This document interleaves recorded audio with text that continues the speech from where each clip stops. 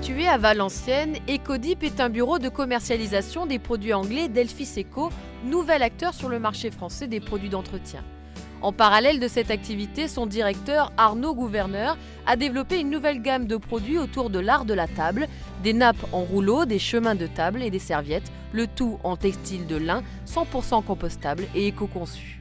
Pour l'utilisateur, effectivement, d'avoir des matériaux innovants qui sont 100% végétales, qui ont donc des caractéristiques de résistance, ne comportent pas de colle, donc un côté un peu santé aussi, non allergène.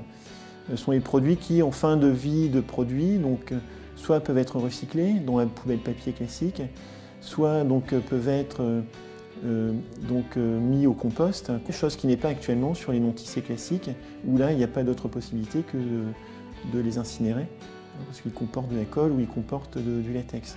À chaque étape de sa réalisation, de sa conception et de son utilisation, le concept Ecodip en textile de lin non tissé respecte l'environnement. Il utilise des matières premières locales, la transformation est effectuée proche des lieux d'approvisionnement et aucun composant chimique n'est utilisé. À ce jour, les produits Ecodip représentent une percée majeure et unique en Europe dans le marché du non-tissé jetable. Les traiteurs, les organisateurs de conférences sont tous des gens qui sont en train de passer sur des normes 14 000 justement pour être au plus près de l'environnement et du respect de l'environnement, c'est-à-dire qu'ils ont à tenir compte des déchets, d'un certain nombre de choses. Alors actuellement, il n'y a pas de solution autre réellement proposée sur le marché, en Europe d'ailleurs. Donc il y a vraiment un marché devant nous qui est important.